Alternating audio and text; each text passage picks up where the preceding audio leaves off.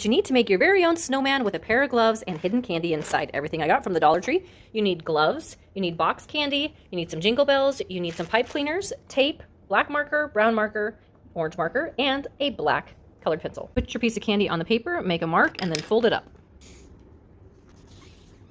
Slide your candy all the way to one side and tape it into place. And then you're going to roll it into position.